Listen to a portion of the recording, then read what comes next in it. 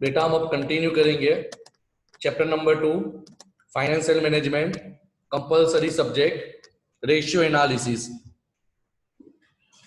Final exam हो कि internal exam हो, फाइनल में 15 मार्क का कंपलसरी चैप्टर से सम होगा। मिनिमम 10 मार्क, मैक्सिमम 15 मार्क का सम। इंटरनल एग्जाम में छोटी छोटी फॉर्मूला के शॉर्ट सम आ सकते हैं। तो पहले थोड़ा थियरी पोर्शन देखते हैं। अब इसके बाद का जो लेक्चर हो तो मेहरबानी करके आपसे गुजारिश है कि आप लोग पेन और चोपड़ा लेके बैठना, क्योंकि फॉर्मूला पैम्पलेट में सही तरीके से जेरोक्स नहीं हुई है। तो मैं आप लोगों को फॉर्मूला लिखाते जाऊंगा, आपको लिखते जाना है। क्लियर? क्वेश्चन नंबर 1 अड़ी मार्क में पूछ सकते हो, रेशियो एनालिसिस क्या है? तो एनालिसिस का मतलब स्टडी करना। तो रेशियो एनालिसिस क्या है? तो अकाउंटिंग ट्रांजैक्शन की जो प्रॉफिट एंड लॉस है, बैलेंस शीट है, उसको रेशियो को कंपेयर करके एनालिसिस करना, उसको बोलते हैं रेशियो एनालिसिस। अब अपने बुक की लैंग्वेज देखते हैं। Ratio analysis is a powerful tool of financial analysis. और ratio is defined as relationship between two or more things. मैंने बोला दो या दो से ज्यादा वस्तु का होना जरूरी है। That is with profit and loss account, balance sheet. The relationship between two figure expressed mathematically. The relationship between two figure expressed mathematically. Mathematically इसके लिए बोला क्योंकि फॉर्मूला से is known as financial ratio. The point to note is that ratio indicate quantitative relationship, not quality, quantitative, which is help mean in taking correct decision, judgment and ratio. तो ratio analysis एक powerful tool है जिसके जरिए आप profit and loss और balance sheet को compare करोगे, analysis करोगे। क्लियर? अब फाइनेंशियल स्टेटमेंट क्या है? तो आप सबको मैंने पहले ही बताया कि भाई फाइनेंशियल स्टेटमेंट का मतलब होता है profit and loss account and balance sheet. Every business want to know the various expect for effective decision making. हर बिजनेस क्यों बनाता है? ताकि फाइनेंशियल स्टेटमेंट से उसको पता चले कि उसकी इकोनॉमिक पोजीशन क्या है, उसकी फाइनेंशियल पोजीशन क्या है, उसके बिजनेस का एक्चुअल प्रॉफिट क्या है, प्योर प्रॉफिट क्या है, जिसको अपना प्रॉफिट आफ्टर टैक्स बोलते हैं। The preparation of financial is required in order to achieve the objective of firm. The term financial statement refer to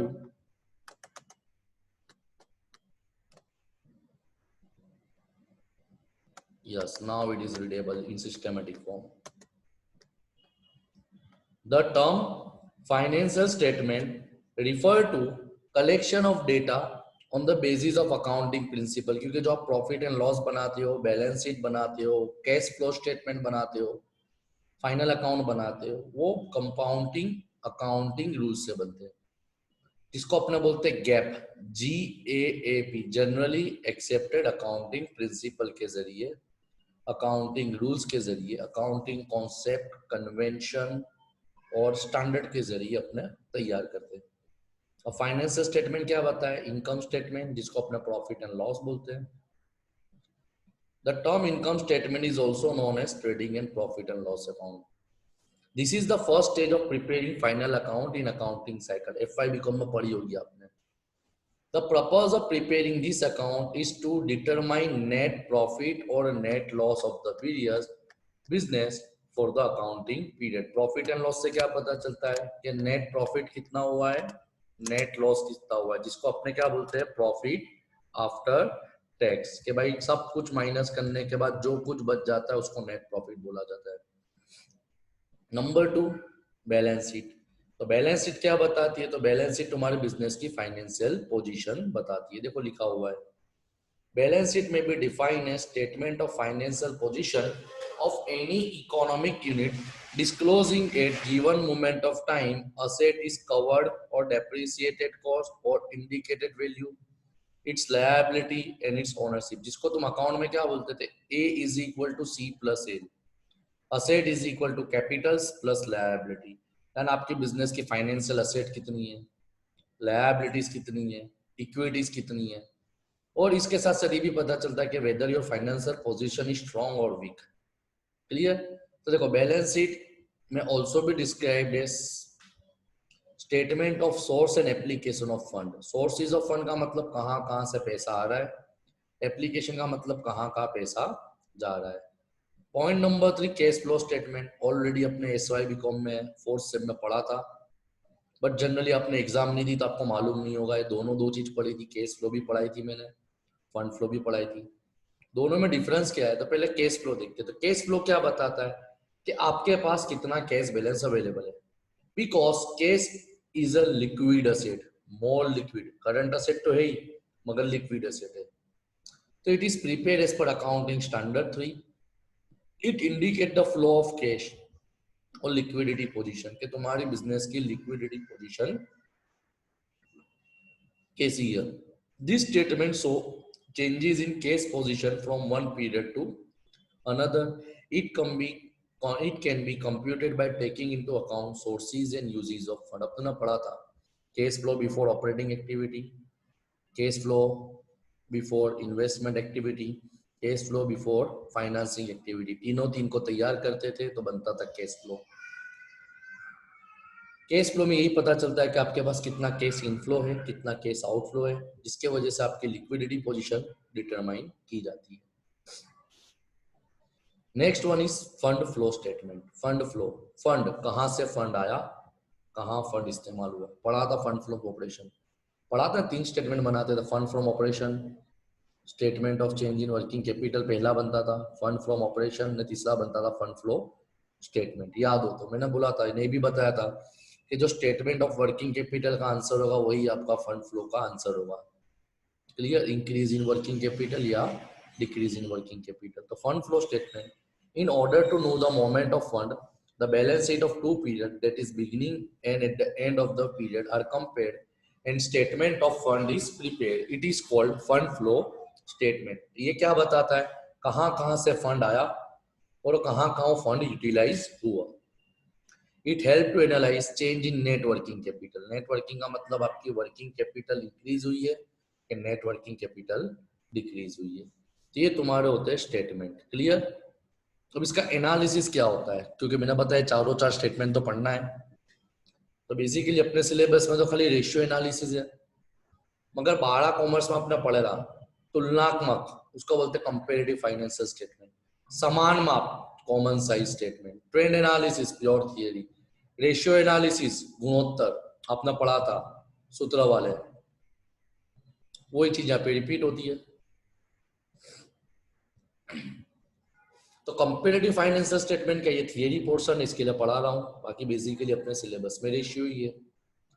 तो कंपैरेटिव स्टेटमेंट क्या है, तो कंपैरेटिव स्टेटमेंट से आप क्या करते हो, तो इसके अंदर आप प्रॉफिट एंड लॉस और बैलेंस शीट को 2 या 2 से ज्यादा के पीरियड से कंपेयर करते हो, और इससे आपको पता चलता है कि आपकी प्रॉफिट इंक्रीज हुई है या डिक्रीज हुआ है, आपकी बैलेंस शीट की असेट लायबिलिटी इंक्रीज हुई है कि डिक्रीज हुआ है। Clear. In order to get still more clear idea, the percentage of increase decrease during the year is also calculated. ये अपने 12 में पढ़ेला तुलनात्मक पत्र। Asset, opening balance, closing balance, increase decrease, percentage of increase decrease. तो percentage से आपको समझ में आ जाता है कितने परसेंटेज आपकी असेट या लायबिलिटी, एक्सपेंस या इनकम बढ़े है या कम हुए है। दूसरा आता है कॉमन साइज स्टेटमेंट। तो कॉमन साइज स्टेटमेंट हमेशा हंड्रेड्स में होता है कि भाई 100 के मुताबिक 10% बढ़ा, 8% बढ़ा, 3% बढ़ा, common. In this technique figure of profit and loss account and balance sheet are converted into percentage. ये सब एमसीक्यू में पूछ सकते हैं कि कॉमन साइज में तुम किस में कन्वर्ट करते हो, परसेंटेज में। इसके लिए क्या लिखा है, income statement the sale is assume to be 100। अगर तुमको थोड़ा अगड़ा जाता हो तो 12 कॉमर्स की चोपड़ी में देख लेना, भाग 2 चैप्टर नंबर 3, बैलेंस शीट के अंदर असेट और लायबिलिटी दोनों दो को 100 एज्यूम किया जाता है। उसके बाद आप लोग फिगर को फाइंड आउट करते थे। तीसरा आता है ट्रेंड एनालिसिस। तो ट्रेंड एनालिसिस थोड़ा अलग है। It is similar to common but not common size. In this method a series of percentage of different item of different year, अलग अलग आइटम को अलग अलग सालों साथ कंपेयर किया जाता है on the basis of base year. कि तुम पहले से नक्की कर लोगे कि 2011 के 2015 के 2018 का बेस ईयर है। In this method, any year is taken as a base year. Each item of base year is taken as 100 and on that basis percentage of each item is calculated. जिसको आपने सूचक अंक में पढ़ा था, index number में देखो लिखा हुआ है. This percentage can be taken as an index number showing relative change in the data. ये सब कुछ आप पढ़ चुके हो. यहाँ तक के रेशियो एनालिसिस भी आप 12 कॉमर्स में पढ़ चुके हो. वही सूत्र थे जो 12वें में थे, कुछ नए नहीं है, मगर थोड़ा लेंदी हो गया. क्या 12वें में एक एक आते थे, यहाँ पे पूरे 12-13 सूत्र एक साथ सोल्व करने को आएंगे. तो this is important technique for financial analysis. Ratio is simple arithmetic expression express by the mean of dividing one figure by another. अलग अलग प्रकार के आते हैं. जैसे अकाउंटिंग रेशियो क्या है? तो accounting ratio is the relationship between to interrelated accounting figure. અને લાસ્ટ ગ્રોસ પ્રોફિટ રેશિયો પढ़ा था ને, કાચો નફોનો ગુણોત્તર, નેટ પ્રોફિટ રેશિયો ચોખ્ખો નફોનો ગુણોત્તર, ડેપ્ટ ઇક્વિટી રેશિયો, કરંટ રેશિયો ચાલू गुणोत्तर, लिक्विड रेशियो प्रवाही गुणोत्तर, जो आपने पढ़ा था वही, उसको बोलते हैं ratio analysis. Accounting ratio can be express as under. 3 प्रकार के तरीके से एक्सप्रेस. जैसे तुमने ग्रॉस प्रॉफिट रेशियो पढ़ा होगा, 12वें में नहीं होगा तो अभी पढ़ लेंगे. કાચો નફાનો ગુણોત્તર, ચોખ્ખો નફાનો ગુણોત્તર, બરાબર. તો ये सब किसमें आते थे? परसेंटेज में आते थे. चालू गुणोत्तर, प्रवाही गुणोत्तर, ये इस टू में आते थे, 1:1, 2:1. क्लियर. तो उसके बाद व्याज, चुकवવાનું व्याज, डेप्ट इक्विटी, મૂડી દેવા, મૂડી અને મિલકતનો ગુણોત્તર, બરાબર. फिर उसके बाद देवादार ना उथलो, उथलो पड़ेगा, देवादार ना उथलो. उसके बाद देवादार ना उथलो, लेनदार ना उथलो, डेटर रेशियो, क्रेडिटर रेशियो, लेनदार ना उथलो. फिर उसके बाद स्टॉक टर्नओवर, बराबर, माल ना उथलो. तो वो सब चीज किसमें आती है? टाइम्स में आती है. तो वही चीज पढ़ना है. अब देखते हैं रेशियो कितने प्रकार के. तो देखो 4 प्रकार के रेशियो है. Profitability ratio, liquidity ratio, leverage ratio, turnover ratio. आज मैं खाली इंट्रोडक्शन देता हूँ, कल के दिन में सब फॉर्मूलाज बताऊंगा. तो कल के दिन में फॉर्मूलाज बताऊंगा तो भाई आपकी जिम्मेदारी फॉर्मूला लर्न कर लेना, क्योंकि जिस दिन मैं क्लास बुलाऊंगा एक ही दिन में 3 घंटे का लेक्चर लेके सभी सम ओवर कर दूंगा. भले फिर 25 सम हो के 20 सम हो, एक ही दिन में ओवर करूंगा. तो आपको फॉर्मूला लर्न होना जरूरी है. तो सबसे पहला था प्रॉफिटेबिलिटी रेशियो. तो प्रॉफिटेबिलिटी रेशियो क्या है? तो profitability reflect the result of business. क्या बताता है? Result. This ratio are calculated to measure the efficiency of the company. ये कई के लिए कैलकुलेट किया जाता है? ताकि तुम्हारे धंधे की एफिशिएंसी, क्षमता मेजर किया जा सके. There are 2 types of profitability ratio, profit margin ratio and rate of return ratio. ये सब एमसीक्यू में आ सकता है कि कितने प्रकार के प्रॉफिटेबिलिटी होते हैं. बेसिकली 2 नहीं होते. प्रॉफिट के अंदर भी अलग अलग है. Gross profit ratio, net profit ratio, operating expense ratio, non operating ratio, specific ratio. 5 है. स्पेसिफिक के अंदर बहुत सब नाम आते हैं. तो पहला आता है प्रॉफिट मार्जिन रेशियो और दूसरा आता है rate of return ratio. This ratio are calculated. क्यों किया जाता है? तो this ratio are calculated to know the profitability position on the basis of sale and investment of the firm. यानी आपके बिजनेस में जो बेचान हुआ है या तो आपके बिजनेस में जो रोकाण है, उसके मुताबिक ये रेशियो कैलकुलेट होते हैं. क्लियर. देखो आगे आता है profit ratio show the relationship between profit and sales. यानी प्रॉफिट का वेचाण पे क्या निर्भर. जैसे ग्रॉस प्रॉफिट रेशियो की फॉर्मूला क्या है? काचो गुणोत्तर नफो, કાચો નફોના છેદમાં ચોખ્ખું વેચાણ ગુણ્યા 100. Gross profit divide by net sales into 100. ચોખ્ખો નફોનો ગુણોત્તર, net profit ratio, net profit divide by net sales into 100. तो जो भी तुम्हारे प्रॉफिट रेशियो होते हैं, प्रॉफिटेबिलिटी में प्रॉफिट रेशियो होते हैं, वो तुम्हारे किस पे डिपेंड करते हैं? सेल्स पे. जो तुम्हारे रेट ऑफ रिटर्न वाले होते हैं, जैसे earning before interest and tax, return on equity, बराबर, अर्निंग बिफोर टैक्स. तो ये सब चीज किस पे कैलकुलेट होती है? On the basis of investment. Clear.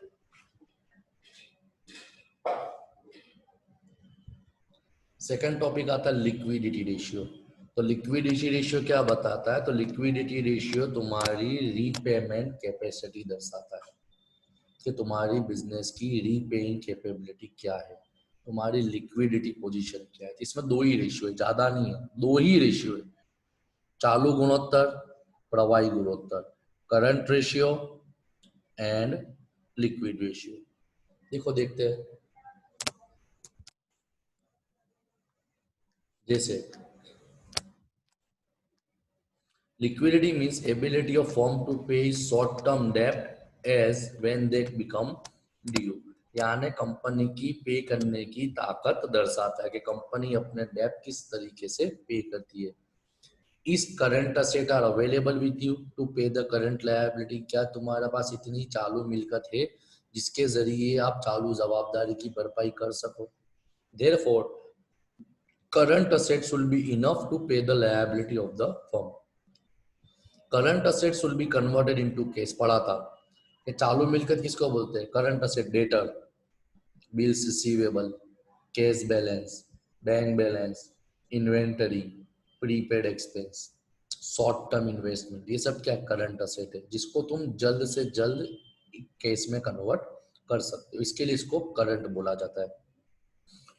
Liquidity is the pre required for the survival of the firm. बहुत पॉइंट तो मैंने आगे तुमको चैप्टर नंबर 1 में भी बताया लिक्विडिटी के अंदर कि अगर आपके पास इतना इनफ पैसा है तो ही आप बिजनेस में सर्वाइव कर सकोगे। अगर आपको करंट असेट, बेसिकली लिक्विडिटी क्यों जरूरी है? क्योंकि लिक्विडिटी तुम पढ़ोगे यूनिट 3 में वर्किंग कैपिटल में कि बिजनेस चलाने के लिए आपको रेगुलर कैश की जरूरत पड़ती है। तो रेगुलर कैश नहीं होगा तो आप बिजनेस कैसे चला पाओगे? ऑपरेशनल एक्टिविटी करने के लिए जरूरत होती है। तो a firm having no liquidity may soon made doubtful और ultimately die। इसका मतलब क्या बोला है कि जो फर्म की लिक्विडिटी पोजीशन अच्छी नहीं होती तो आने वाले समय में वो बंद हो सकती है। क्लियर? समझ में आया लिक्विडिटी क्या है? उसके बाद आता है लेवरेज। ये यूनिट 3 भी है तुम्हारा अक्का, लेवरेज। तो leverage refer to use of डेब्ट फंड। इसमें दो रेशियो आते हैं, डेब्ट टू इक्विटी, डेब्ट टू इक्विटी, डेब्ट टू असेट, डेब्ट टू इक्विटी, डेब्ट टू असेट, लॉन्ग टर्म डेब्ट, पढ़ा था तुमने। Leverage refer to use of डेब्ट फंड। यूज ऑफ डेब्ट फंड, डेब्ट का मतलब डेटर नहीं है यहाँ पे। लेवरेज का मतलब क्या बताता है? ये बताता है कि आपने जो लोन ली है in the form of debenture, in the form of bond, in the form of borrowing, in the form of deposit, in the form of shares rather than equity and preference, convertible debenture है, non convert, आपने जो fund लिया है उसका इस्तेमाल कैसे हो रहा है। डेब्ट fund is a cheaper source of finance than equity. सीधी बात है, क्यों चीपर बताया? क्योंकि मैंने पहले ही बताया था कि अगर आप माल लोन के तौर पे लोगे तो सिंपल क्या है कि उनको पैसा दो, ब्याज दो, समय खत्म, दे के छुट्टे। मगर आप इक्विटी के तौर पे पैसा उठाओगे तो लाइफ टाइम वो आपके मेंबर्स बन जाएंगे, शेयर होल्डर्स बन जाएंगे, and shareholders are the owner of the company. Therefore, debt fund is used by the firm to increase the return on investment. Even though debt fund are cheaper than equity, it is riskier source. क्यों riskier source है? कि अगर आपने उनको time पे payment नहीं करा, interest payment नहीं करा, धंधा बंद हो सकता है। ये तुम्हारा हुआ लेवरेज रेशियो। चौथा आता है तुम्हारा टर्नओवर रेशियो, उथलो। डेटर टर्नओवर रेशियो, देवादारना उथलो। क्रेडिटर टर्नओवर रेशियो, लेणदारना उथलो। स्टॉक टर्नओवर रेशियो, मालना उथलो। समझ में आया? ये तुम्हारी एफिशिएंसी जब बात है। This ratio is called efficiency ratio और activity ratio, asset movement ratio और वेलिसिटी रेशियो। इसको अलग अलग नाम से बताया जाता है क्योंकि ये पूरा के पूरा तुम्हारा डिपेंड करता है बिजनेस पे। This ratio show the efficiency which capital invested in the sales is rotated in the business। तो ये रेशियो क्या बताता है कि आपने जो बिजनेस में पैसा लगाया उसका रोटेशन कितना फास्ट है। इसके लिए तो बोलते हैं turnover, debtor turnover, stock turnover, sales turnover, COGS turnover. Turnover, तुम्हारा टर्नओवर कितना है। The efficiency with which assets are managed directly affect the volume. Better the management of asset, higher the volume of sales. तो वो ये कि तुम्हारी क्षमता जितनी ज्यादा तुम्हारी अच्छी होगी बिजनेस की क्षमता, उतना आपका प्रॉफिट बेनिफिट ज्यादा होगा। These ratio are called turnover ratio because it show the speed with asset are converted into sales. यानी इसके लिए इंपॉर्टेंट है कि ये वो बताते हैं कि आप असेट को सेल्स में कितनी जल्दी कन्वर्ट करते हो। डेटा टर्नओवर ये सब आते हैं। Higher the turnover higher the profit, lower the turnover lower the profit. तो ये 4 प्रकार के रेशियो पढ़ने, कुल 17 के 18 फॉर्मूला है। अगर आपने फॉर्मूलाज पे ध्यान दिया तो गारंटी बोलता हूँ 15 मार्क का सम 100% आपको आ जाएगा, क्योंकि फॉर्मूला लानोगे तो कुछ करना ही नहीं, अंदर से खाली रकमत डालनी है। समझ में आया? अब कंपैरिजन, बस ये टॉपिक कवर करके अपने खत्म कर देते हैं। कंपैरिजन रेशियो करने के पीछे क्या मकसद है भाई? कंपेयर करना। तो पास्ट रेशियो, तो पास्ट रेशियो का मतलब क्या होता है, मैं डिटेल में नहीं जाऊंगा। इसके अंदर क्या करोगे तुम, तुम्हारी लास्ट ईयर की बैलेंस शीट और प्रॉफिट एंड लॉस को इस साल की बैलेंस शीट और प्रॉफिट एंड लॉस के साथ कंपेयर करोगे, और उसके बाद तुम ये डिटरमाइन करोगे कि तुम्हारा बिजनेस इंप्रूव हो रहा है कि खराब हो रहा है। देखो, past ratio are the ratio calculated from the past statement of the same form. आ गया ना?